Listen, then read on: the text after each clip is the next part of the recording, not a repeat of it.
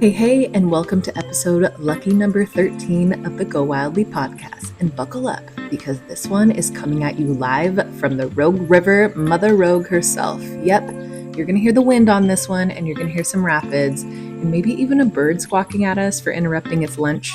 It's all a part of the vibe, don't worry.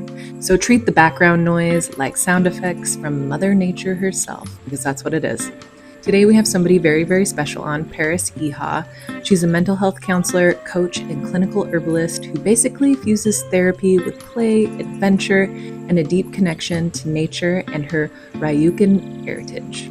Think adventure therapy, somatic practices, dogs as co-therapists, and just this deep-rooted sense of belonging to the earth. Like, she makes healing feel wild and alive again. We get into it. Her stories in nature that cracked her open, how heritage matters in the work of becoming whole, and what adventure-based counseling actually looks like out in the real, messy, magical world. Oh, and big announcement for here on the pod. The pod is now dropping on Mondays, because honestly, Mondays deserve something a little better than emails and meetings. So here we are, sliding into your week with river sounds and wisdom. So sit back, soak it in. Better yet, get outside while you listen. This is episode 13 with Paris Iha, and it's about to get wildly good. Let's go wildly. That's the cool part. The mics, yeah. So it doesn't matter like if we're facing each other or if the footage is facing weird angles. It's all real. I love it. I love my fuzzy. Our windscreen. Yeah. Are my flip-flops in the middle right there by your feet? They are. Perfect. You want them? Nope. Okay. I just wanted to make sure they're here. Okay. Hi. Hi. Hi. Welcome to today's episode of the Go Wildly podcast. Are we calling it the Go Wildly podcast or just Go Wildly podcast? Just whatever flows. Okay. I think it's both. Both that are can be the same. Yeah. Like both are true. We're not strict. Great, that's excellent. Love that clarification. We're here today. We're launching from Indian Mary Boat Ramp on the Rogue River in Josephine County, and we're going to float down to Ennis Boat Ramp, still on the Rogue River in Josephine County. And we're joined today by Paris Iha. Hi. A clinical herbalist and therapist and all around wonderful, amazing human being. And as you know, we're going to learn all about her life and what she does and how the outdoors are influential. And we're also joined by her therapy dog, Kappa Joe. And he's going to also tell us how the outdoors influences his life and how he interacts with the great outdoors that we love. And what's on his toe? Telepathy. He has a toe bean. Oh. A literal toe bean growth. Oh, toe bean. Yeah. Well, it's not a tick, so. No. We've got our life jackets, we've got our waters, we've got our snacks. We're ready to roll. We're ready. Here we go. Do it. Yay! Kappa loves paddling sports Oh, cool. and water. Awesome. Then he'll be I'm gonna great. sneak between you. His name means earth and water. Oh, I love that. Yeah. And this is Kappa's second time on a raft. And this is Paris's second time on a raft with me. Paris joined me for a multi-day, a 4-day Lower Rogue trip just a couple weeks ago and got her first multi-day river experience in. Yeah, exactly. And first time on the wild and scenic. Yep, we did a nice wild and scenic Rogue River float. And now we're on a day float. And I have to say that going down the Rogue with you, coming back, it gave me a different level of appreciation for the Rogue Valley, just connecting with the watershed in that way. I was looking around and just the mountains seemed brighter and the sky seemed bluer, and it was a really healthy perspective shift. I love that. Yeah, just getting more exposure, literally adding more color to the picture of the Rogue Valley for you. Yeah. That's so good. I love to be the inspirer or a component of the inspiration. Yeah, absolutely. The facilitator. Yeah, yeah. The conduit. Yes. The conduit of cerebral connection. howdy. I'm just trying to turn down the iOS here. The ISO? ISO, yeah, same. It's all one thing or another. Yeah, that's pretty decent. I'll fix the rest of it in editing. Perfect. Perfection. Excellent. And we've got about an hour and a half on the water. Sounds good.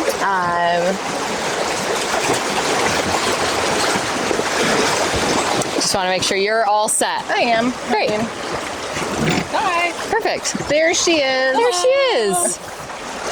So, should we just dive right in? We could dive right in. You gonna dive into the water? Yep, ready. Let's go. Take off your mic first if you do. Yeah. Everything else, fine. Where's the GoPro? Yeah. We do have one. We need to get it rolling. This is kind of pushing me to get that going, I think, for the whitewater, so I can put this away. Yeah. Anyway. Luckily, we have limited whitewater today, so For sure. should be able to keep it out the whole time. Yeah. Let's dive right in, Paris. Okay. Tell us who you are, where you come from. Yeah. A little bit about your background and your original roots. My original roots. So I've been asked this question before about what is my water. And since we're on the river today, I'm just feeling the water vibes. But my water that I grew up around is the Great Lakes in Michigan. And I lived there until I was about 18. And then pretty much since I left, I've lived in a different place every year of my life. The longest stint was here in Southern Oregon. And I'm a clinical herbalist. I studied clinical herbalism here in Southern Oregon. And then at kind of the apex of that journey, some friends and I started a nonprofit called Rogue Herbalism. And the goal with that was to bring Rogue Herbalism. Oh, wow. Rogue Herbalism. Yep. Full circle. And obviously the name is place-based inspired, but also we kind of wanted to go rogue and do our own thing, and we wanted to focus on bringing herbal medicine to underserved populations. So we were at the time mostly working with people who are unhoused in Medford, Oregon. And that journey brought me to the realization that a lot of people who are coming in for herbal medicine and holistic health and wanting just a different kind of interaction than what was typical for them in the medical health spaces have a lot of trauma. And I didn't feel like I was able to meet their needs. It was out of my scope of practice. And so it was around that time, I think that was in like 2018, that I decided to go back to school for counseling. And so I went to school for counseling. I got my degree. I now have my license in Idaho. And I'm finishing up a certificate in adventure-based psychotherapy. And now I'm back in Oregon, having some adventures and having fun. And doing your own psychotherapy for yourself. Yeah, definitely. I love it. That's a great little story. Was any of that inspired by like parents or familial relationships, or like the path to herbalism? What inspired you for herbalism? Yeah, I would say all of it. I think that, a lot of the stories on the podcast that I've heard so far are kind of like these peak experiences. And I think that even in adventure therapy, we're looking to create these peak experiences for people, like those moments of being in awe, or those like, oh shit moments, or pivotal head change moments, right? Right. Yeah. But for me, it's been I'm going to move your mic to the other lapel. That's a good idea. Since you're facing that way. Okay. Uno momento. Good idea. Wildly wonders. That's what I've been calling. Yeah. Thank you. The wildlings. Wildlings. I like wildlings too. Drop a comment down below. What do you guys like? Yeah, tell us what you want to be called. How do you identify, fans? As a wildling. But yeah, for me, it's been more of like the slow burn, where I didn't feel very safe as a child. I was often dysregulated. I've had anxiety and depression my whole life, so I remember even my earliest memories just feeling kind of dissociated as a kid, which now I can recognize because I've done a lot of work around that and I know what that feels like. And when I have those moments, I have a lot of tools for getting regulated again. But like for so many people, it was nature where I felt the most comfortable and spending time outside. And I just remember like naming the trees in our front yard when I was about 5 years old, and like naming them Jerry and Rebecca. Pumpkin and Climby in particular were a couple of the trees. Big wind gusts. Yeah, we'll wait. We'll pick it back up here after this. Yeah, hold that thought for the wind and the water. Different obstacles with river recording. Yeah. Yay! We're here. All 4. Yes, 4. There's buddy. another Hey, life. Papa. There's another life on here. Yes. Okay, so you were naming. You were naming trees. I was naming the trees. I was about 5 years old. Looking back on it now, I was orienting. I was orienting to the place where I lived. It was the yard I was growing up in. We had 5 mostly wooded acres. We moved there after my parents got divorced and moved in.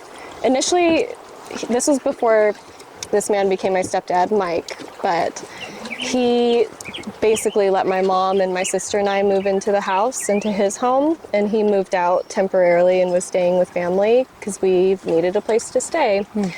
And I remember arriving there and just being in awe of the trees, and I think it was probably the most woods I had really been in because we were more like in the suburbs of like Metro Detroit before that. And so, yes, I was orienting, I was naming the trees, I was learning how to feel safe in my environment and learning that I felt more regulated when I was outside. And like many kids with a lot of anxiety and fear, I was not a big risk taker. I've never broken a bone. I've taken things really slowly, and like what we call scaffolding and adventure therapy is what I've been doing kind of my whole life, of just slowly building up what I feel comfortable with. I'm very much like that as well. Mm-hmm. I'm not a big risk taker. Yeah. So I haven't really had like these crazy like peak experiences where there was like a threat or a risk or a danger necessarily. It's been a lot more of like really like being in my head and just feeling unsafe and learning to go, like the deeper I go in my body and into my nervous system for healing, the more I feel like I can take risks with adventures because I am really building that trust. But it's literally been like a lifetime of building that trust in myself to be able to go have fun and be outside and do more adventurous things. And you're 37? Mm-hmm. Yep. I'm a Sagittarius, so I've always wanted to adventure and travel, and just what that looks like and what that means to me has just evolved a lot over the years.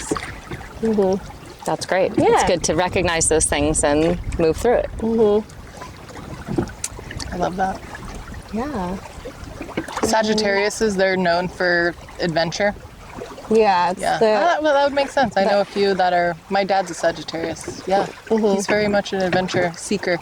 Yeah. It's the archetype of the traveler, the philosopher, and the lifelong student. I wonder what I am. I know I'm a Cancer, but also I have a deep yearning for adventure. Mm-hmm. But I also equally love my shell. Yeah. My home. Your home. And your babies, right? It's like a 50-50. It's like, okay, I get like fulfilled in one direction, and then I need to fulfill the next. Like I need to fulfill that other side of me. Yeah. And then when one is off balance, I'm fucking out of balance. Yeah. Yeah, well, you know yourself, and you know what you need to be able to go have fun. Yeah. And to go have adventures, and learning to recognize those things is a specific skill set, right? Yeah.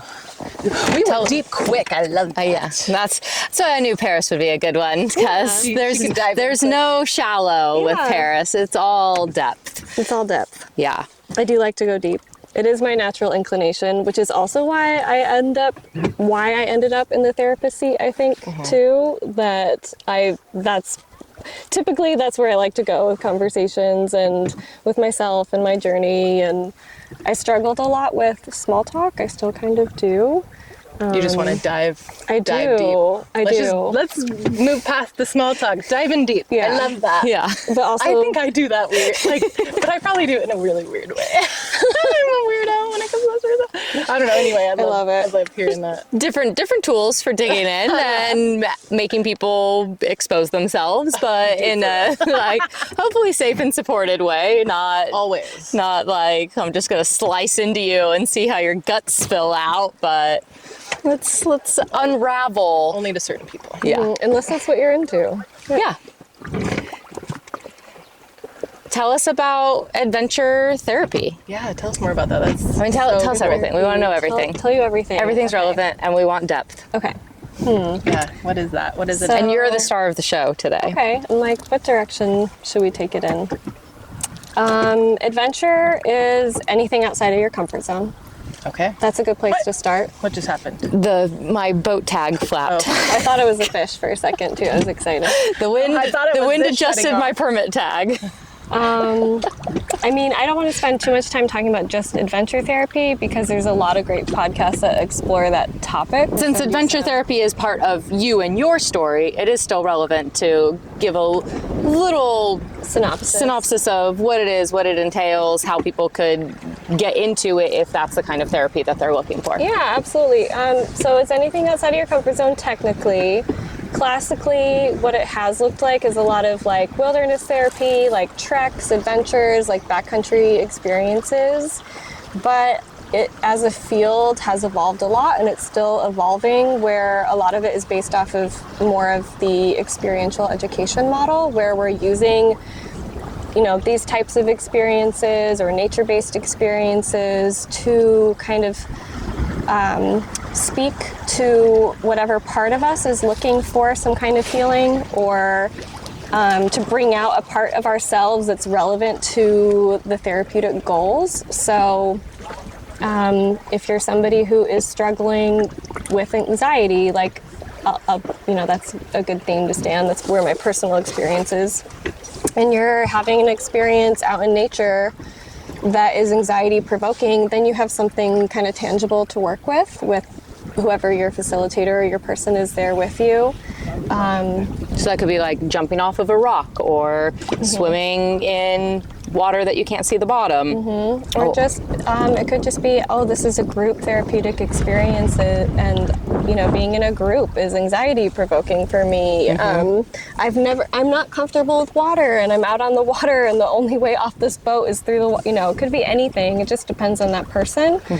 But when we go in for therapy and it's in a room and it's just you and the therapist, it's an environment that's easier to control, and nature is not easy to control, and so it kind of just gives you a lot of raw material to work with. Just like the wind today, guys. Sorry. But also what's beautiful about it is that nature becomes this extra therapeutic experience that you still have access to, hopefully. layer, So not always, like if you're in a program where you're like, being shipped out to another state or another country for an adventure therapy program, you might not have access to that place. But certainly there's going to be something about that where okay, I know this about myself now, that I actually find water experiences to be very therapeutic. And even if I'm not in therapy, can I find a way to access water that's accessible for me, that can then become part of how I continue to work on these things in my life, or deal with this anxiety, or just look to these things for soothing. So when you say this, like the adventure therapy, it's not that camp, or not the camp, but it's not that program you saw where court would a judge would be like, you need to go to this outdoor rehab, and then they would they'd come in the middle of the night and take the kids from their parents, and they would ship them off in the middle of nowhere, and then they would have to do this survival thing, and it was pretty brutal. This isn't that. Yeah, That's not what I do. It Okay. can be. So it's You know what I'm talking about, umbrella term. Yeah, absolutely. Okay, And there are okay. programs that still do that, to my knowledge. But I might need to get Cruz into it. He's wild. But I might try adventure therapy, the soft adventure therapy first. Right, and it's up to professionals to make those decisions. That's part of the matching process, right? Okay. Of like, okay, so maybe for your guy, that kind of intense experience where he's removed from his family and they're on deep wilderness treks is appropriate for him and what he needs to work on. But for some people, it might be, let's just do walk and talk in the park near you, because we're going to focus on how can we use walking as a bilateral experience to regulate your nervous system, or you're stuck in an office all day and you want to like also get outside while you're doing your therapy session. Let's just do that.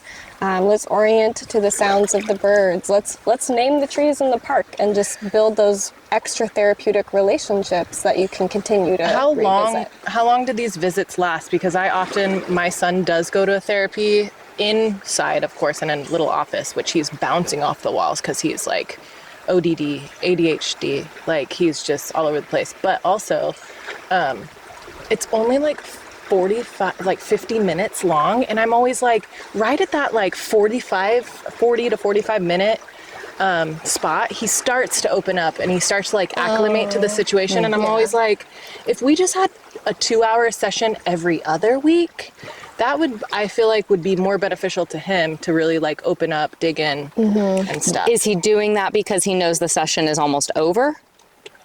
No, he's bouncing off the walls the whole time. Okay. Yeah. And he just needs that time to get comfortable. Yeah. And even though he's familiar with the therapist, it takes that long to like get back in the swing of things. Yeah. She's learning that like as soon as we walk in, game or like a craft of some sort, that kind of gets him on this like playing field. Because if we just jump into it, he's like shut down. He's like, this is dumb. Oh my God, why are we here? Like, let's leave. And just like, he's like up on the couch and he's down on the floor and then he's rolling and then he's over here. And then, he's just all over the place. Unless he has something to regulate the nervous system, which is like a game or something. Right. Yeah. or going outside. And I feel like he would bounce off the walls, but maybe a different bounce off the walls if he was outside. Maybe it would be... He might climb a tree or somersault through the grass. Yeah, I don't know. I would just like to try that. I didn't even know it was a thing. So that's really cool. Yeah. So I've worked primarily in an office, and I usually bill 45-minute sessions with kids. So some of these constrictions might have to do with billing and insurance. I'm sure it is. Adventure therapy is not a billable thing, so there's a lot of different ways like to look at how people pay for their programs. But I will say that integrating experiential education and or adventure-based and or nature-based experiences or interventions into a conventional session is totally possible and accessible.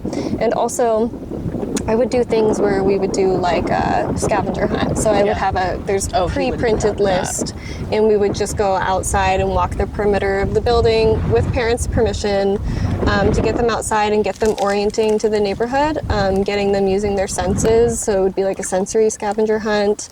But if we couldn't do that, we would do it in the office. And then, which brings me to Kappa Joe, Mr. Therapy Dog. Yay! Hey, it's your turn. He's an animal, he's nature, he's considered an adventure-based therapist by way of representing the natural world.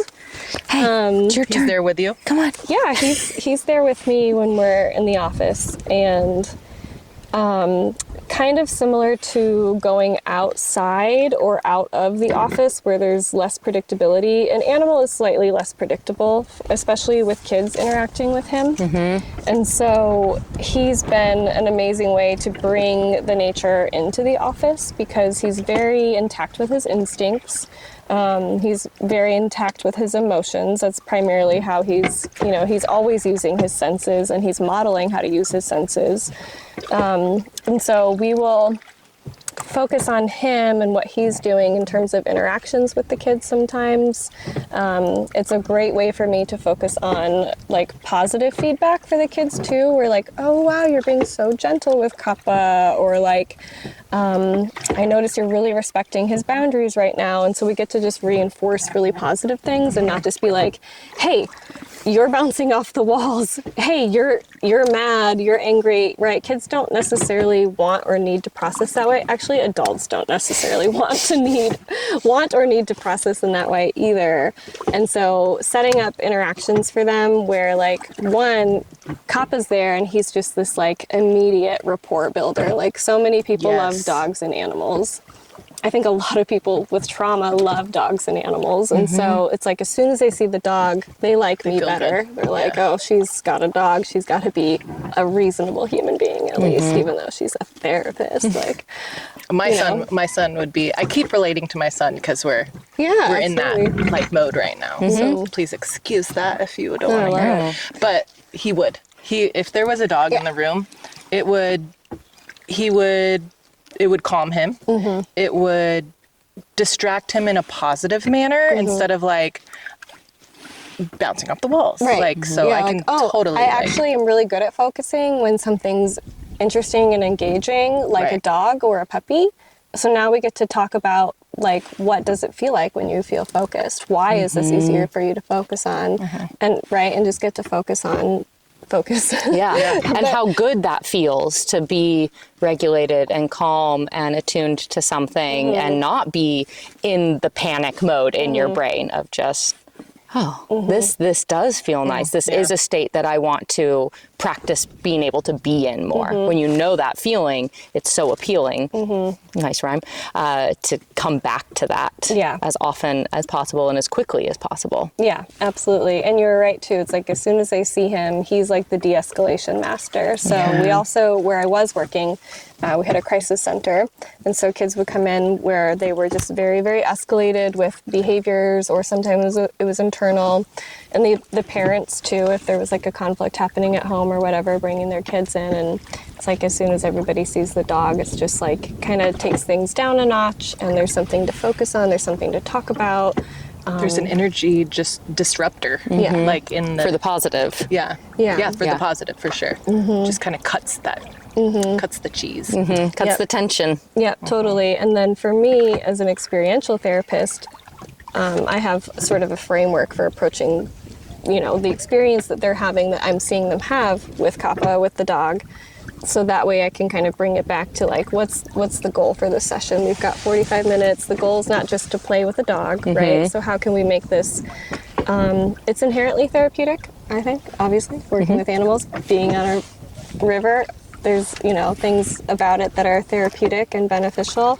And from that clinical lens, there's frameworks and ways that we can help really integrate the experience that they're having, or help apply this to their goals, or maybe it's directly processing, maybe it's not. But so I'm always kind of like, it's very good for my busy brain and my trauma brain to have these like multiple levels to focus on, because along with my childhood anxiety was a lot of hypervigilance and the eggshells waiting for the other foot to drop feeling. But actually having these like multiple levels to focus on for me have been really helpful. My brain kind of needs stimulation in that way. Is it true that... Are we going to watch these guys jump? Are you going to jump? Do it! Do it! Let's go! Come on! Be on our podcast!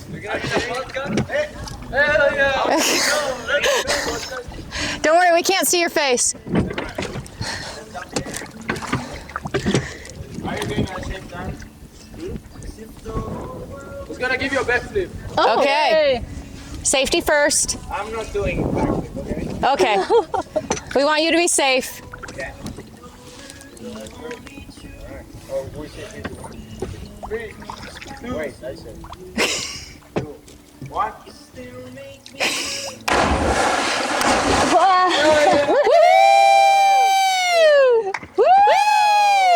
Yeah, I'm so glad we got a show. Thanks, boys. Yeah. Have fun.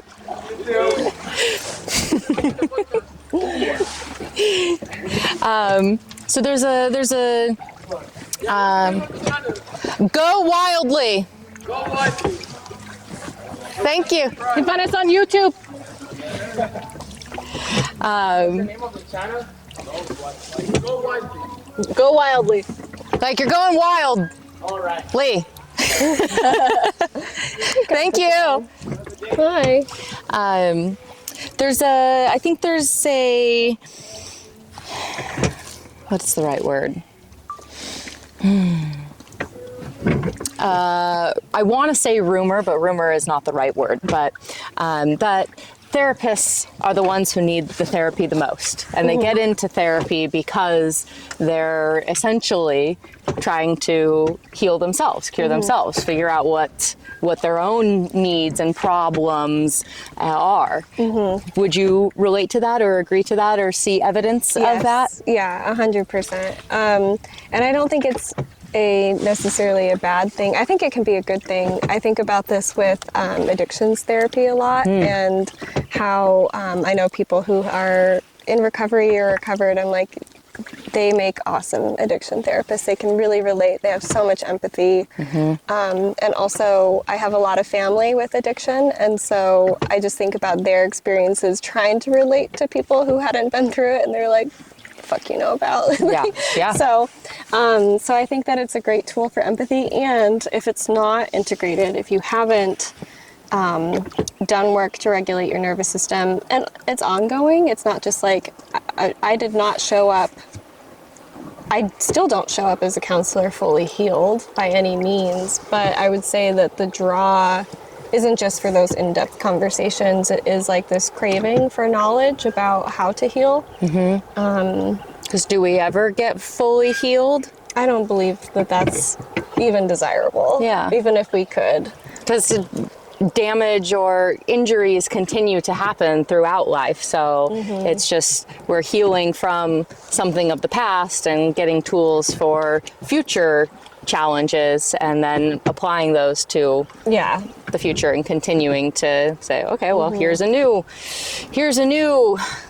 trauma, here's a new injury, here's a new complexity to address and overcome. Yeah, absolutely. And I was just thinking about this morning, where I experienced so much joy through my body, and I was thinking about the idea of, trauma is stored in our bodies, and there's that, the book everyone's heard of, The Body Keeps the Score. And basically this is the idea of trauma being stored in our body has a lot to do with the imprint that trauma has on our nervous systems, and then the lifetime impact that has on our personalities, our behavior, our functioning, our physical health. But the other side of that would be, I have something to add to that. Oh, yeah. I just read or listened to a podcast, I can't remember. Not read, definitely listened to it somewhere, about how, let me get my words correct before I start in. Okay, so how the trauma can be passed down in genetics, and a lot of times, possibly, obviously this is a theory, but how when people feel like, oh, I feel like I lived a past life in that place or that feeling or whatever, that's actually like imprinted trauma in the genetics, potentially. So it might not be a past life, maybe it's an ancestor that felt that, and you're feeling that. Absolutely. I don't know. What do you think about that? I'm just really glad you brought it up, because the ancestors have been a really big part of my journey. I think of why I felt called toward anything. So kind of going back to Emily's question, I have felt a very intuitive, but also like, I want to say like a somatic connection with my ancestors for a long time.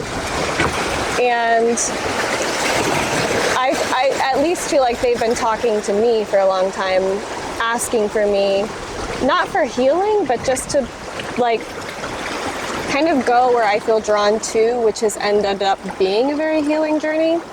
And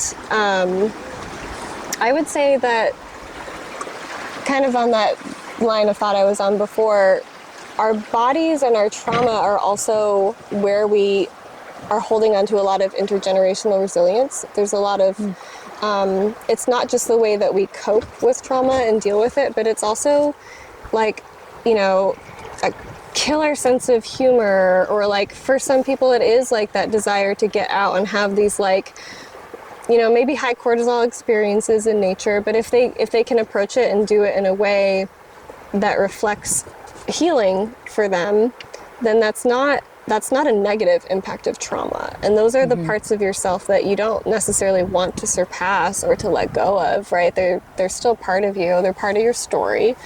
And as far as like the intergenerational piece, yeah, like it's super fascinating, all of the information about intergenerational trauma. And I don't know how other people experience it or relate to it, but I definitely relate to it in that way of like, I feel an ancestral imprint and calling towards certain things in my life. I have a little story. So I grew up knowing or thinking that we were Japanese on one part of my family. My oba is from Okinawa, which I knew, but there was very little conversation around like what that meant in terms of identity. And as I got older, it wasn't until like, I don't know, probably around 2016, I think around when I got Kappa, that I learned that, Okinawans are indigenous people. We have our own culture, our own language, our own identity.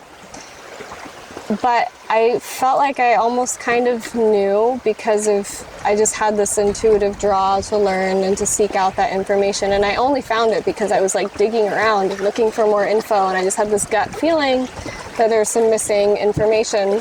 Like digging through family photos and photo albums, digging through Instagram and the internet and like Googling stuff and being like, just having cultural curiosity about Okinawa. And so that's how I came across that information. And I was like, oh, wow, like I had a feeling there was some information there. I know that in my family, I don't think anybody really talked about it because the goal was to fit in.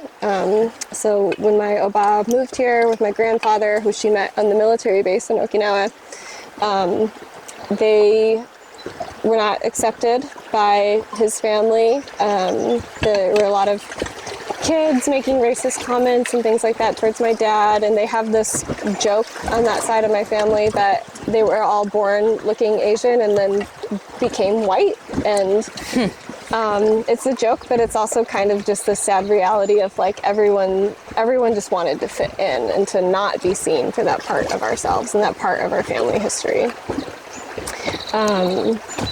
So there's a lot. Much as the U.S. has praised itself or was kind of came up in the world as being a melting pot and being welcoming to all races and places, there's a lot of consistent stories of people immigrating here and being rejected. Yeah, and also I don't want a melting pot. I think most people don't. So like having cultural specifics that you get to connect with and like specific parts of your ancestry or your heritage that you get to be proud of that don't traditions assimilate and into the culture, culinary experiences and like feeling safe enough to get to celebrate those things, which I feel very lucky that my sister and I have felt safe enough to explore those things.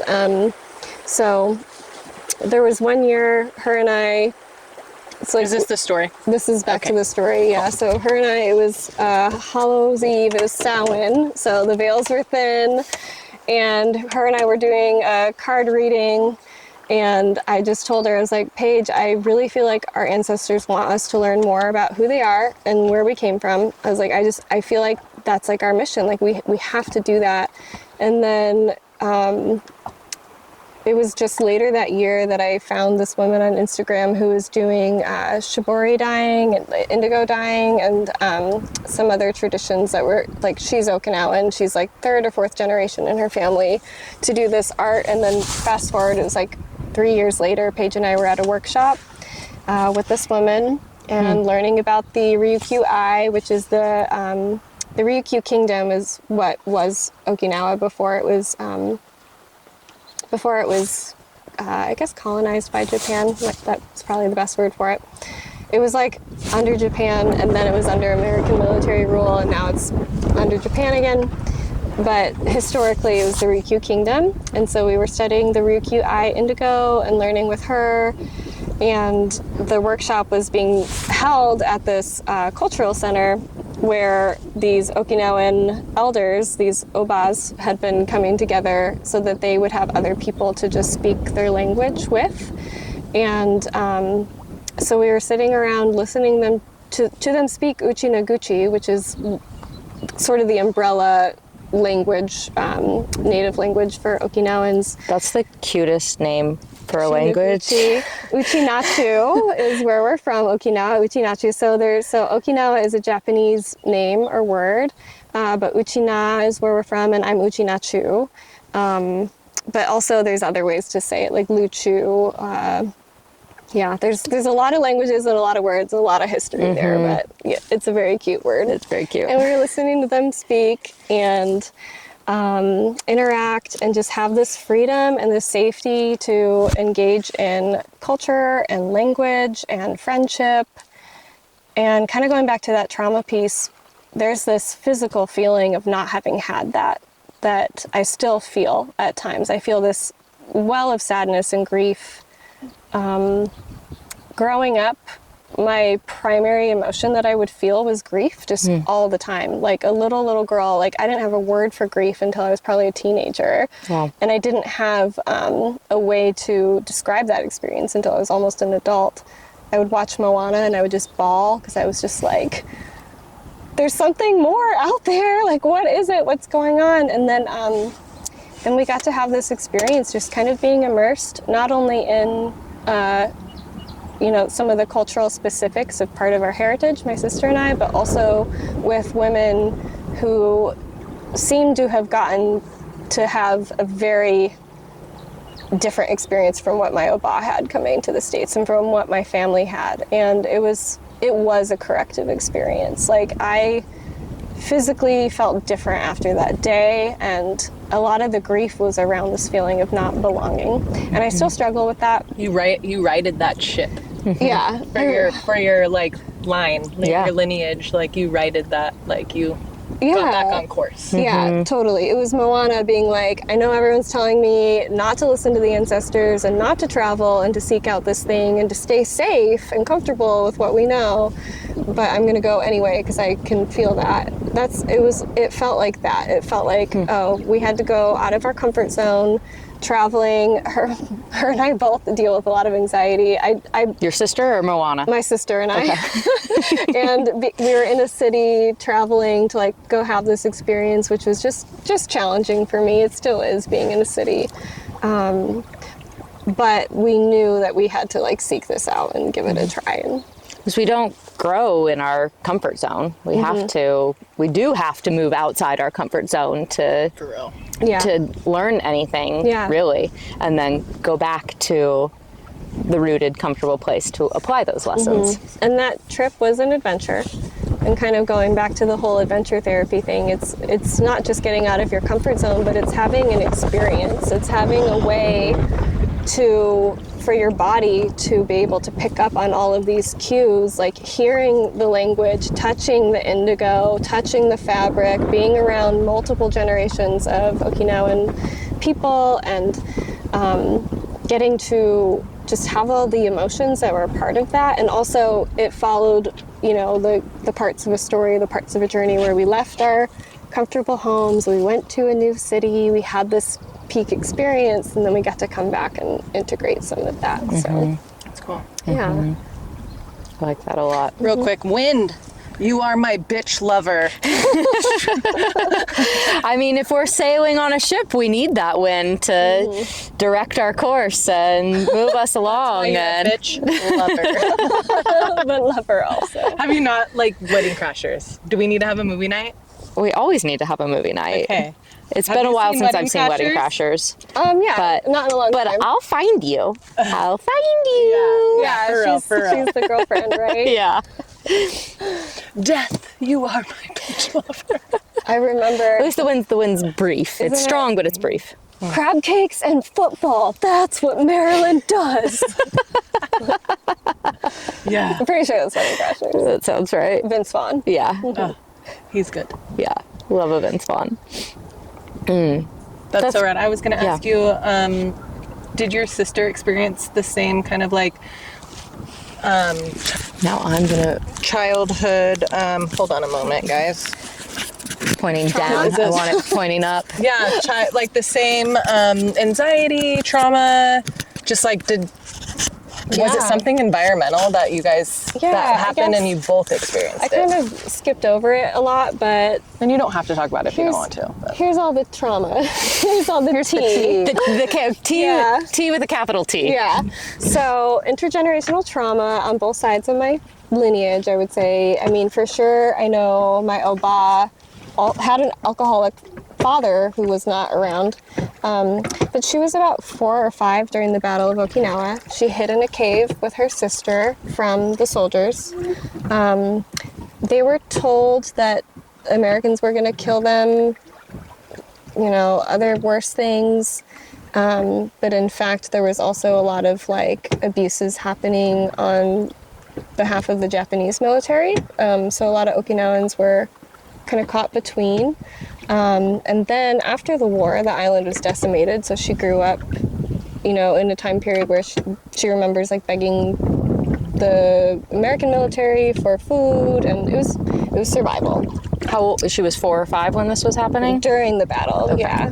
And then... How long was the Battle of Okinawa? I want to say it was 8 or 9 months. Okay. Yeah, but don't fact check. Fact check me, don't take my word for it. Yeah, that's just fine. I'm not great with numbers and details. But it wasn't multi-years. It was I don't think so. relatively brief in the grand scheme of time. In the grand scheme of time, yes. And then she came to the United States, to Michigan. My grandfather, who she was married to, was very abusive. I believe he's an alcoholic. How old was she when she came to the States? Well, we don't know when she was born for sure. There's no birth records. But I think she was in her 20s. Okay. I want to say. And then, yeah, just a lot of culture of abuse on my dad's side of the family. Unfortunately, there was abuse that I grew up around. There's some domestic violence that I witnessed when I was little. And my mom is a recovered alcoholic. Her mother, my grandmother, is a drug addict. My mom kind of raised herself, also like very much a survivor. And so there is like a legacy of trauma there. There's also a legacy of great sense of humor, I would say. That coping mechanism. Right. Yeah. But yeah, to be fair, there was just a lot on both sides of my family. And so my sister was an alcoholic for many years as well. She's also now recovered. And so is my mom. And you're not, like, did you ever battle with drinking? My battle is to not have anxiety about drinking. So I am still recovering from deep, deep codependency from, I think, growing up around addiction. But again, it's kind of like these nervous system responses and then the beliefs about myself, the beliefs that people develop about themselves, sort of in response to what we see, what I saw growing up. So I would say I'm still healing from the role that I played growing up around addiction, growing up around some violence, some instability, things like that. So probably a lot of instability. Yeah, relative. Depends on who you ask. Yeah. But Right. for you, Yeah. How many lot of brothers and instability. sisters do you have? There's 5 of us, so A big family. yeah, I'm the oldest. There's a meme that I love, and it's like, Happy Mother's Day to all of the eldest daughters of Asian families, because there's just a trope around like trying to parent the family and like take on responsibility. Like my response to the chaos was like perfectionism and control. That's a lot of the older sibling takes that on. Yeah, absolutely. And I've come hear. so far. My house gets messy now. Kappa has taught me a lot about letting things go and trusting, going with the flow. How has it been growing up in such a thick culture, you know, but not presenting as, because to me, you don't necessarily present as Asian. Oh yeah. So how has that played a role? I would say just feeling like I don't belong anywhere a lot of the time. Okay. It's been like even now I really struggle where it's like I don't feel like I I don't feel like I'm a great representative of Okinawan culture. I didn't grow up in the culture. There was like cultural artifacts in my family that I can look back and be like, yeah, we're like distinctly Asian. There's like Asian family funny things. Well, you that have we beautiful do. features. Thank you. And, well, you're beautiful. Thank you. But if I'd meet you, I almost would have tagged you as like Native American, just from your complexion and like your eyes. But that's just like my perspective. Yeah, you know, and I identify as white, but I also identify as Asian American. I also identify as Ryukyuan and Okinawan and Luchu. There's a lot of names for it. I have 1% Scandinavian heritage that I'm like, yes, I am Viking. You know? Yeah. So You are a warrior. I have a percentage like Congo. oh yeah. Yeah, so I'm just, when that came, my dad had his ancestry ran, and then he told me that, and I was all, I'm black. Fuck yeah. Elliot did that too. He had like 1% Congolese also. Yeah, and or it's something. like, I made it. I made it, yeah. And that kind of brings up the concept of blood quantum. Have you two ever No. come across that? Yeah. Well, so I'm Native American. I have, my dad has a line of Native American, and then my son is like a registered Native American. My dad's also registered, but I don't think my blood quantum is like there for a registry. Maybe now because it dwindles and you still got to keep up with it. Like as an Indian culture and like the tribe, they want to keep up like with the lineage. So I should probably get registered, but my son is. So I'm like familiar with how that works Because his like father is. Yes, Sam's like, I don't know, like a full quarter or something Native. But Well, so one of the arguments is that no blood quantum, where it's like let tribes define for themselves if you're part of the culture or not, right? Or if you're part of the tribe, involved. or if you want to register, right? Yeah. And so I think about that with my family and with my oba. Her and I have had conversations where she likes to joke around and say, you're more Okinawan than me because you have a garden, because you go on adventures. And for her, like... You're living the culture, not just because it's in your blood. And to her, that's what that means. To her, it means being wild. It means being adventurous. It means growing plants. It means food sovereignty. You know, it doesn't mean actually cultural specifics, because she actually wasn't raised with a ton of culture, even growing up there for herself. And I think there's a lot of factors that play into that. But and also when I ask her about cultural specific, like holidays and altars and rituals and dresses and songs and all of this stuff, she's just like, oh yeah, we had that was there. It's not a big deal to her, and she has never thought about even passing it on or sharing those things with us.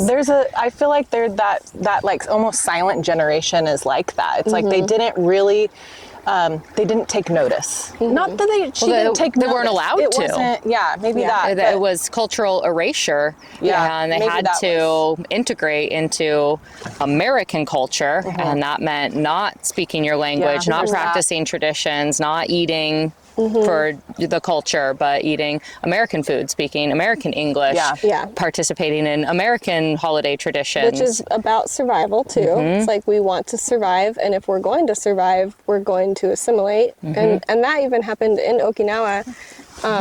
Similar to some of the schools here in North America, when she was in school, they were not allowed to speak Uchi-no-Guchi.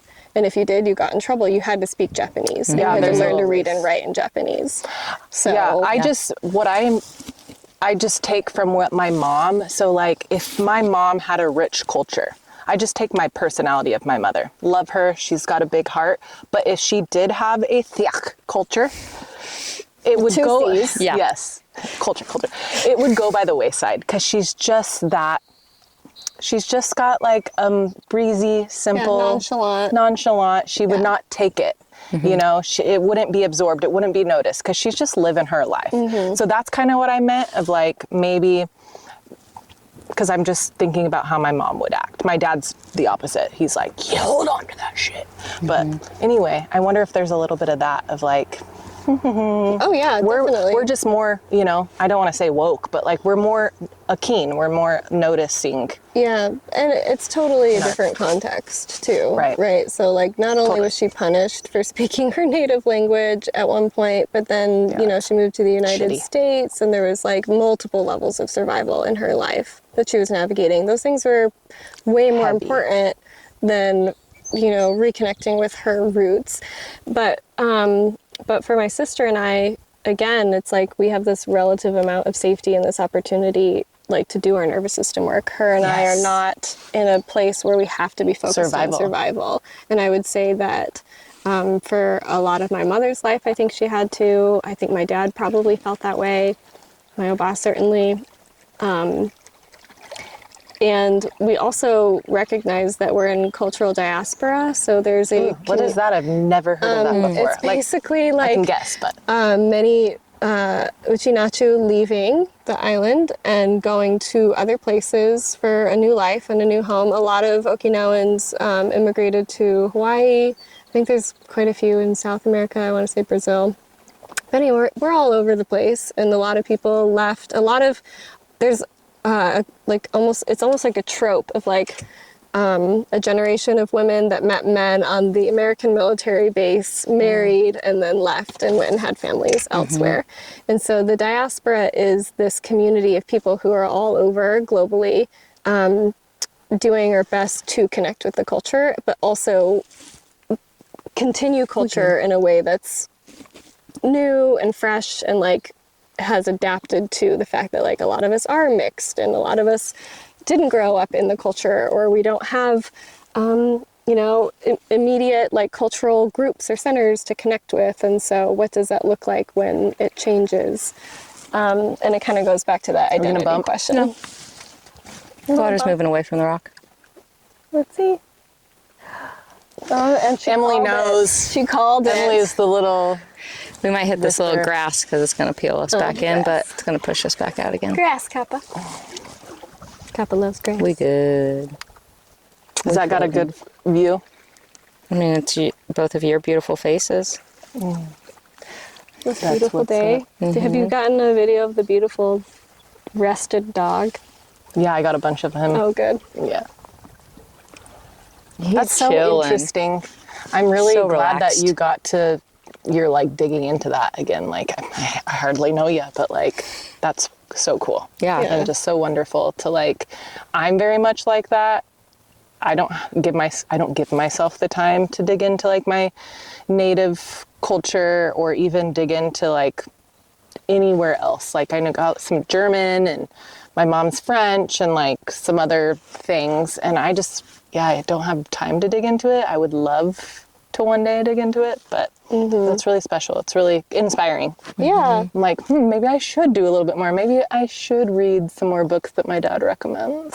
Well, I think for me, it was like, it's that belonging piece again, where it felt like a missing piece. It felt like this source of grief in my life. It has helped with the belonging. It has helped with the grief. I almost never feel alone. I often speak to my ancestors now and, thank them. Yeah, whenever I pray, I'm not necessarily praying to like, obviously a higher power, but like when I'm in a really sticky situation, I'm praying to my grandma. Mm-hmm. Maybe like when you talk to your dad. I talk to my dad all the and time. That's like praying, yeah. Yeah, it's more like a conversation.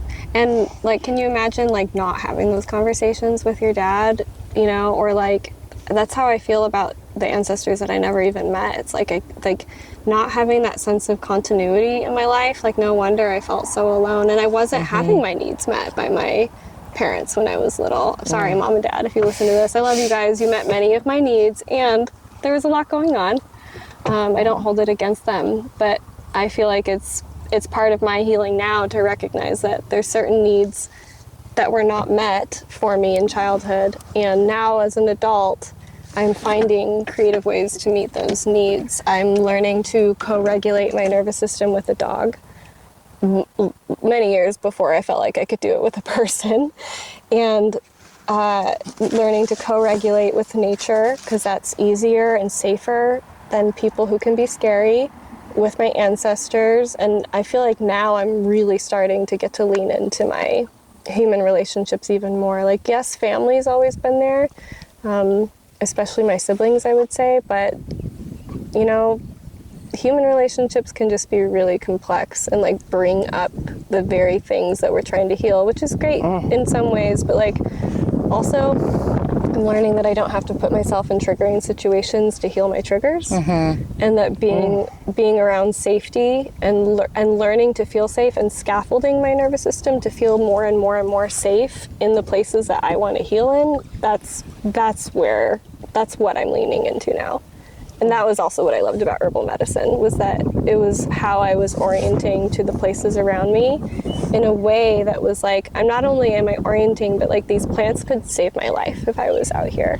And they heal my body, they heal my mind and my spirit. And I think that they were really the entryway to like the deeper relationship that I now feel like I have with my ancestors, the deeper relationship that I have with nature. It was just like, that was the safe way that I got to experience nature and the outdoors, was through plants. Like before, I felt more comfortable doing more adventurous things. They're very connecting. Yeah. They just connect you. So, And while all this healing is essential for you to live, essentially, it's also kind of a privilege to have the space and time and capacity to do that work, to heal that generational trauma and not continue to pass it on, and for your ancestors to see you doing that work, and for them to feel that healing also, and for their spirits to be able to let go and release and live in their afterlife a little more peacefully. That they couldn't do that work, even though maybe they had also generational trauma, their ancestors had traumatic situations, they were continuing to live in a place of trauma and they couldn't do that work. And I would imagine that they're very proud of you and very grateful that you are able to do that work. okay, now we're on. We're back from the battery break, y'all. We just were gonna touch on this little situation. I had a little download as we were floating about how cool it is to have you on and talk about this adventure-based therapy, because that's essentially why we're doing this, is because people have these profound moments in nature or in the outdoors in general. And it's cool to have like a professional that knows that how important that is, and you work with that on a regular basis. And like it kind of is like a little full circle moment download for me. So thank you for being here and like just kind of solidifying how important the wildly is. And how therapeutic nature is, even if it is just as simple as identifying the trees in your neighborhood, or just in your yard, or out the window from where one is sitting. Just the value of being connected in some way to the natural world, how much peace and calm and place that can bring. We did that. Yeah, absolutely. And I'm a baby therapist. I'm new to the field. I'm still completing my certificate in adventure therapy, but I've been integrating it into my practice. And but it's so much more than that. Like we've been talking about, being able to connect with nature. You don't need any kind of training for that. You don't need a facilitator to have a healing experience, to have a profound healing experience, right? And that's part of what's so wonderful about it. It's like there's an aspect of it that's always feral, that we're always in surrender to, no matter how much of a professional or not you are. And that's you don't need to be a professional, right. Or like Even an expert, right? And even in the profundity, is that the right term for profoundness? You just did it. I like that. Bald eagle. Where? Up in that tree. Where? Oh fuck. Even Hold on. Bald eagle moment. perched. This is the Haliitis leucocephalus. I don't think this camera can zoom in close enough, but I got it. there's a bald eagle up there. The profoundness of an outdoor experience, only the person experiencing that can measure the level of profoundness of it. It's not up to anybody else to say that wasn't profound enough, that wasn't life-changing enough. Well, it's not your life that was changed. It changed my life, and therefore it was life-changing and it was profound. It's so relationship-based. It's like it's the relationship they're having with that moment, with that experience, and with themselves. Yeah, we talk about a lot, like Emily. One day we'll have her story be featured. She has some really pivotal, deep, like 2 really pivotal, deep, life-changing outdoor experience stories. For me, it's like an accumulation of like an era of really fun little stories that kind of like shaped me as a whole. So it's like, it can be anybody's perspective. And while I have those 2 incredibly significant life-changing events, at the same time, it is also that every experience that has changed my life or altered my course or given me insight, perspective, direction have all happened outside or through some relation with the natural world. Yeah, and I feel like every time I go out right now, it's like having this conversation with you here. We're on the boat, we're filming, we're having this new day, this new experience. Yay! It's like I get to, like, this is a core experience and that I will hold on to, you know? And your life is forever changed. Shaping me now as we are here going wildly. It's shaping me. This is why we're here. Yeah. This conversation, this day, this event, these relationships, this is exactly why we're here, why Heather and I felt called to do this podcast. And truly a higher calling. Yeah. Like truly, it felt, the more I look back on this moment where Emily and I came together and she was like, maybe a podcast. And I was like, let me think about that. And I mean, I was just in the shower, like, how can we make this? And boom, it developed. And but it's like this, it was a thread almost that like came down. And it literally came to me while I was on an adventure-based therapy experience, retreat, essentially. Hi, Michael! There goes Northwest Rafting Company, Michael Hughes, who is on one of our episodes. I don't know what episode number it'll be, but there he goes. I was at my second year of participating as a kayak instructor support raft for First Ascents, which is a nonprofit that takes young adults experiencing cancer on adventure-based therapeutic experiences. And I was there having incredible life-changing experiences with young adults and observing their experiencing their life changing, them showing up, being scared of so many things, this new place, new people, new experience. They're going through cancer treatment, so they're experiencing different things with their body and medical treatment.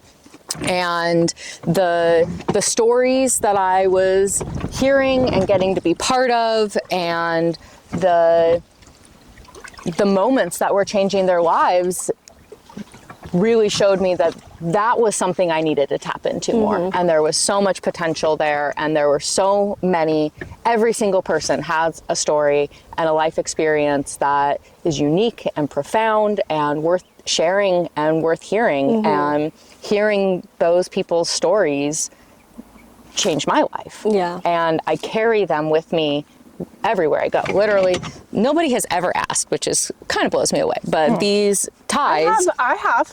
Have you? Yeah. Oh, I don't remember you tying. But these are called bossies.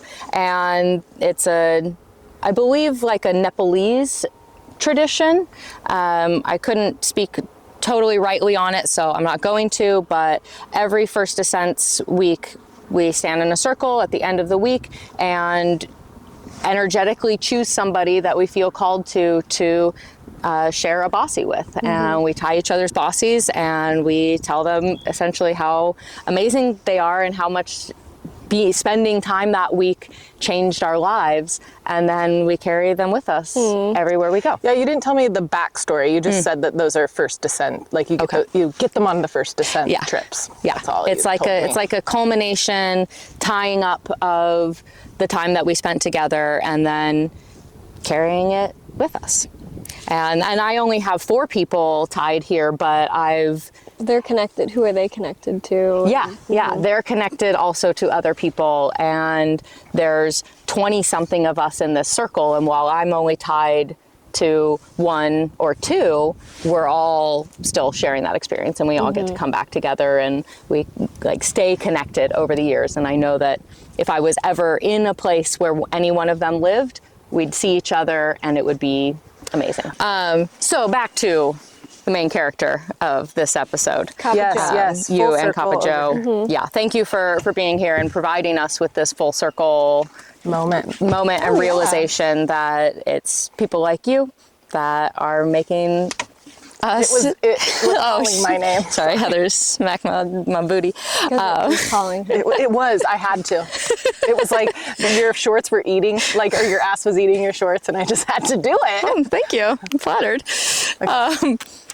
Continue. Yeah, you know what we're trying to say over and over yes, again and distracting ourselves. It made me think about... You get on the oars, and we got to get rolling down river here.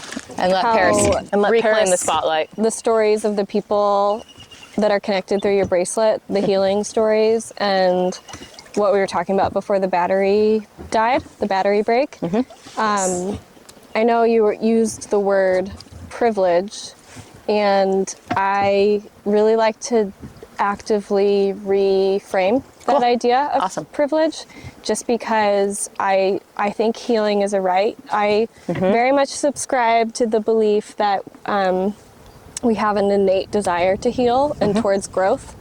And I do think that we all are very deserving of safety and pleasure. And, and if healing is part of that,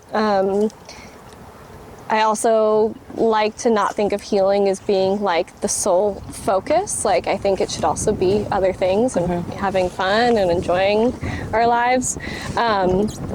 But I think that, like, in terms of intergenerational healing, that it is like an intergenerational effort. Like, the ancestors did what they could with their time.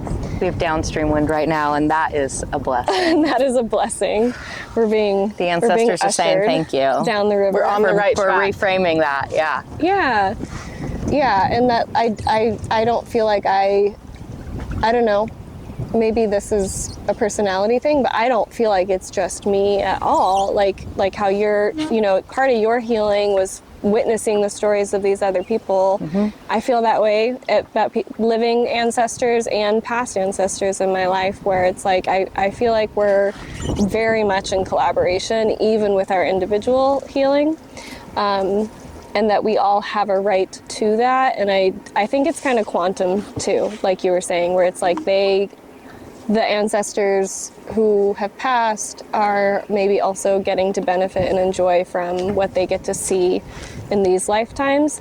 And, I think a lot of people feel discouraged with, healing is a privilege because of the way our society is structured. And that can be a huge barrier to accessing the resources that we need to heal. Yes.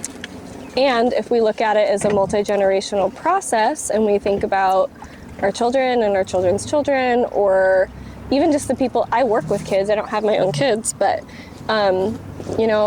that's part of what is so inspiring about working with youth, is that they've got the rest of their lives to keep going, to build on that, like whatever it is that we can give them, they've got a lot of time to do what they will with that. And and they can make a big impact. Yeah. So I think rather than looking at it as a privilege or looking at those things as restrictions and barriers, it's nice to think about this is a multi-generational effort. Takes the pressure off that way Yeah, a little bit. And even if I don't get to experience all of it, can it still be worth it to think about the impact that it's going to have downstream? Nice. Love that. Yeah. Yeah, I think all the time of like, damn, what am I doing to my son? I know I'm not perfect. I know I'm doing things, some things I do better than I know my mom did, which is like, okay, I know I'm doing that a little bit better. I know I'm communicating a little bit better. I know I'm showing him more actual affection more. But then there's other things where I'm like, oh fuck, I fucked that up. Like, I've been trying to reframe my own mind, like, I'm a guide, but he's also my teacher. And so let him teach me to guide him better. I struggle myself with control. And so, I have to like constantly be like, let go, let be, I'm a guide, I'm not a dictator. And like, I don't know. Yeah, you can't control the experience he's going to have. So. And he didn't even necessarily come into this life with things that only you are supposed to help him with or teach him. Like he's got his own experiences he's looking for, right? That may not have to do with you. Yeah, I got to remember that too. And that's something that's a puzzle piece that I know, but it gets missed in the like daily reminding that like he is his own human and he's his own human. I mean, he can pull from whatever sources too. Yeah, he has to learn from his own mistakes, and he has to learn from other people. That's why community and tribe are so important. Is you need one needs many teachers, even if it's for the same lesson.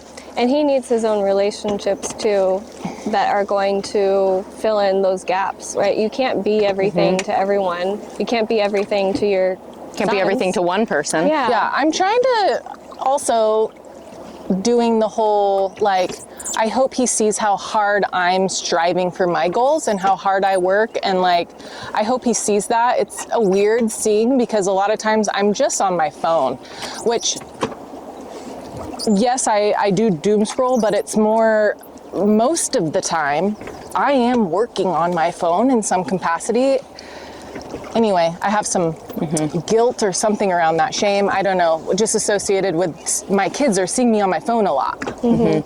Well, So I'm trying to put up a little bit of boundaries. That's a you thing too. Yeah. So I gotta, anyway. But just setting a good example is is the best I'd thing like that to you get can do. back to, do you have any cool adventure stories you want to share that like were pivotal? I have one last story.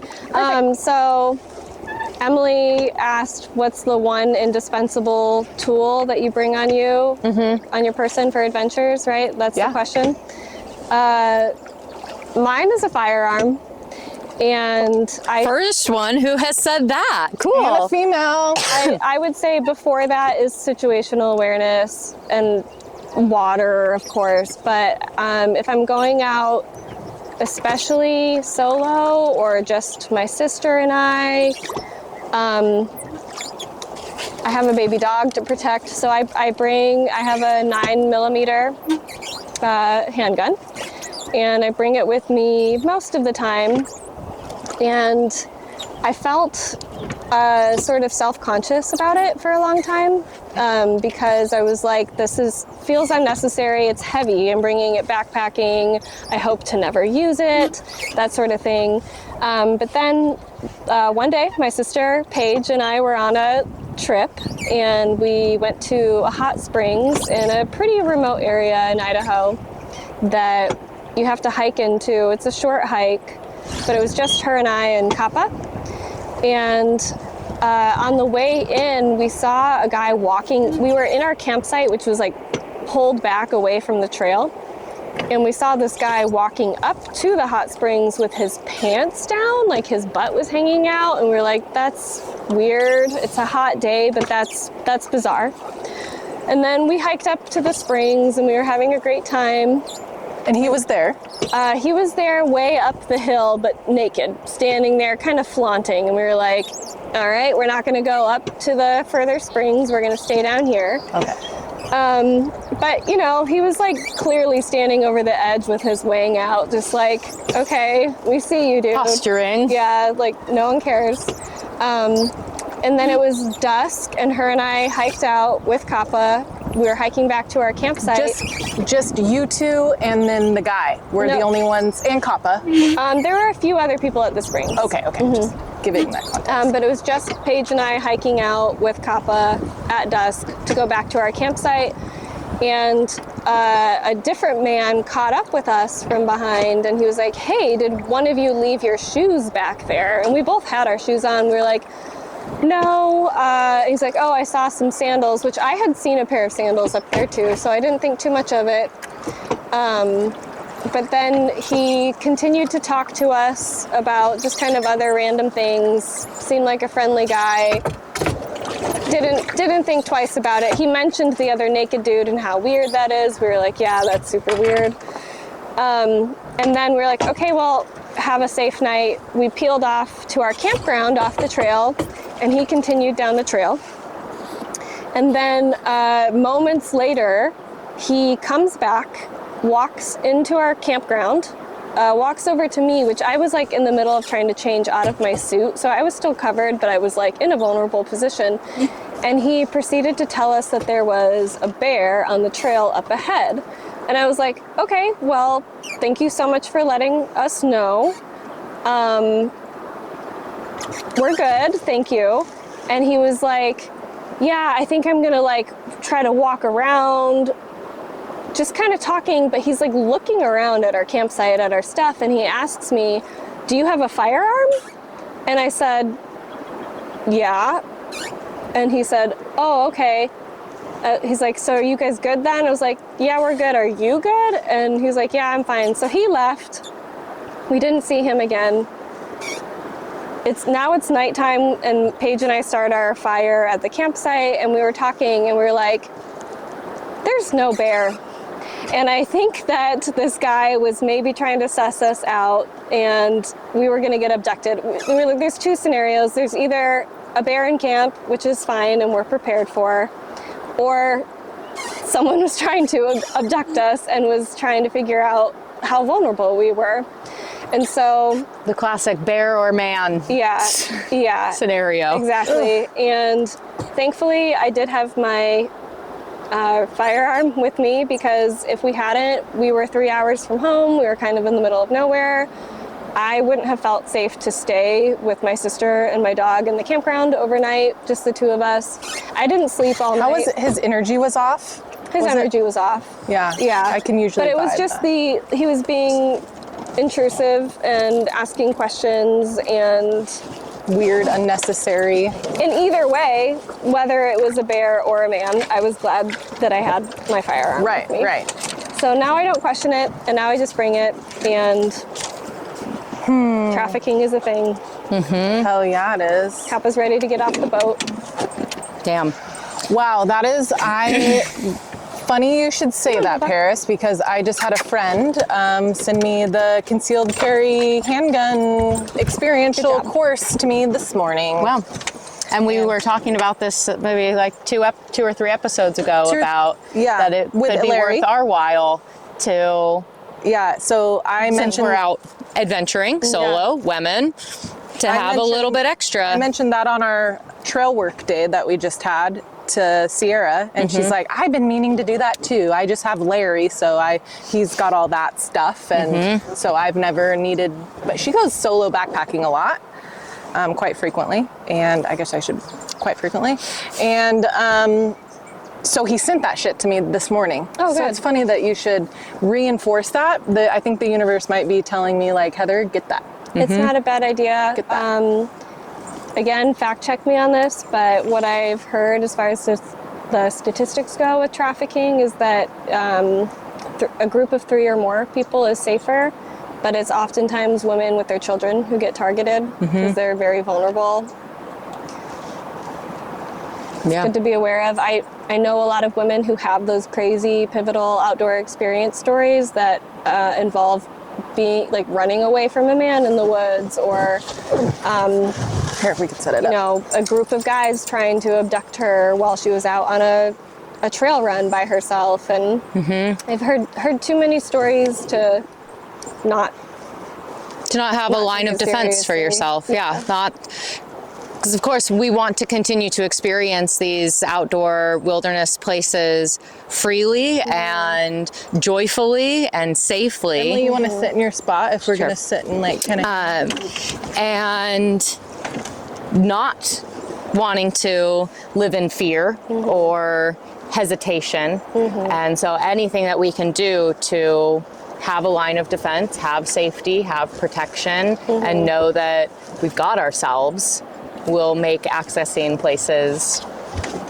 possible. Yeah, and I have my handgun, but I also did my hunter safety training, and a lot of the hunter safety that was is just so learning about guns, learning about firearms, learning about ammunition, and all of that education helped build my confidence. And Totally. I've gone out and I've practiced a lot with my handgun and gotten comfortable with it. And Because it's not just about having it. Yeah. You have to know how to use it. yeah, how to use it, and I think understanding the mechanics of it too. It all just builds confidence and understanding the safety mechanisms of it too. And yeah, so that's Your outdoor gear that goes with you everywhere. yeah, especially if I'm not in a group. Cool. Do Thank you you. have a deeper sense of safety when you like are bringing that? It's more Or is- like confidence. I don't think I feel Okay. safer, but I just feel more confident that if something were to happen or to come up, I don't have to dwell on it or sit there and panic and be like, what am I going to do? Am I going to run away?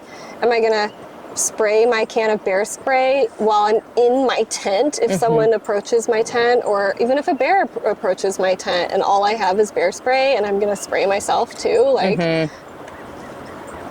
bear spray is a very good tool to have, and that's what I used to only carry with me until it was more like backpacking scenarios and backcountry kind of stuff, and then the bear man encounter, and it's like, oh, okay. I don't think the bear spray is gonna really build that confidence for me. I Yeah. want to have a few options. Yeah. So I know we don't necessarily need the concealed carry to carry a gun with us out in the wild, but you can I open feel like carry. I feel like I want it because I don't know how to handle a gun at all. Yeah. You haven't need had much all of experience. the training Yeah. and practice and And I don't lessons. for myself. I don't feel like I would feel 100% if like this is kind of rubbing on my neck. Hold on.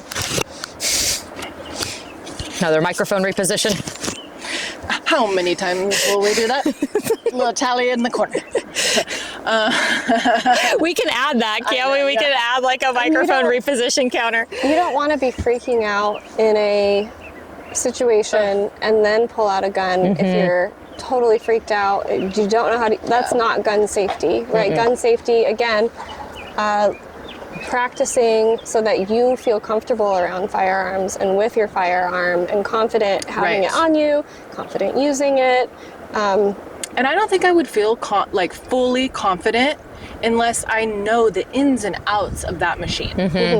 Like, Yeah, that's. I need It's that your hard gun phone. and you are whatever the military cleaning of the gun champ Yes. would be. Yeah. Like, you are one and the same. Just like you feel more confident with any of your gear when it's yours. You know, like this is Emily's You know how it boat. works. She knows how her boat works. Yeah. Don't fuck with my boat. Yeah. 'Cause I know how my boat works. Yeah. And if Yeah, you change something on it, it changes how I interact with my boat. And it can throw me off of like, this wasn't how I left it. Who did this? Yeah. Paris, if you can recall, this is kind of like a little spur offshoot of a question, but what is the most like wildest moment in the wild? Is it that story, or is there another one you can recall, like your most, your deepest, most like wild story, like being deep or being just like a really fun core memory trip Core memory trip. in the wild? I've had some really intense experiences with plants. I'm not talking about psychedelic plants or consuming them or anything. But a recent one, this was a year ago. I went on a student trip to Alaska, and it was a group of us who are all studying adventure therapy, and the purpose of the trip was for us to learn some facilitation skills. And I had been living in Idaho for several years, kind of removed from community and removed from a lot of the friendships that I had had, especially here in Southern Oregon. And we were like our second or third day into the trip, and one of our guides, his name's Scott. Scott is the one who asked me the "what is your water" question. He did a lot of his PhD research on the blue mind hypothesis, I believe. He's just an awesome dude. And Pause. Blue mind hypothesis. What's that? Let's link it later. Okay, perfect. Yeah. The blue mind hypothesis is the idea that being in, near, on, or underwater has a positive effect on our mental and emotional well-being. It suggests that water naturally induces a mildly meditative state, lowering stress, boosting creativity, enhancing focus, and fostering feelings of calm and connection. Ta-da! Because we are. And he was also a huge plant person and plant nerd, and so he was doing a lot of place-based education with us on this trip in Alaska, in Juneau and Haines, Alaska. And I was so thrilled to be around a plant person again. I just felt so at home. And I was like, I feel like I recognize this plant, and I don't know what it is. And I was going to show him so he could help me identify it. I was like, it feels familiar. I think I know this plant. I kept seeing basically some like basil leaves on the ground, basil, B-A-S-A-L.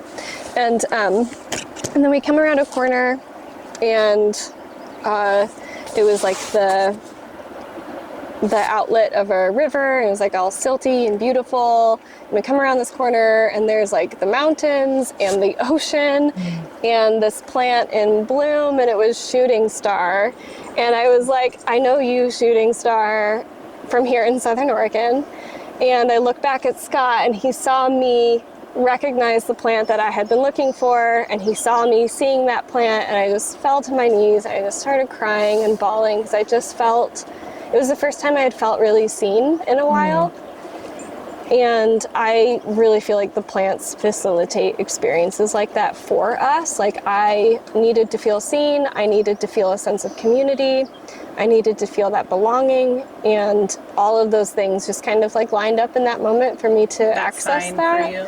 Yeah, and yeah, it was just it almost made me cry. I got a little walled up a little bit. yeah, one of those powerful moments that was just like it was just like a little bitty hike that we were on, but it was Alaska, to be fair. Like, it was very beautiful. I had unrelated to the plants, but I had a similar experience in Alaska that I like came around a bend, and just the view got me, and I just started sobbing. And I had to like lean against the wall of this very thin trail that then it's like down to the ocean on one side and a wall on one side, and I just had to lean there and cry for like 30 minutes because it was just so, it literally took my breath away. Yeah, land is powerful, plants are powerful, having people around like witness that is super powerful. And again, like, nobody was trying to facilitate a therapeutic experience. It just, you got it. Yeah, it just got right in there. Got me good. You needed it, and nature provides. Doesn't she? Kappa's shaking off around the butterflies right now, too. He's a beautiful butterfly. Yeah. Thank you, Paris, for your time and your insight and your life experience that you're sharing with us. We have a couple more things before we totally cut off. So if people want to connect with you, where can they connect with you if you'd like them to connect with you? They can connect with me on Instagram at paris.rae, R-A-E.iha, I-H-A. It's a private account, but it's my personal account. And that's really it for now. Great.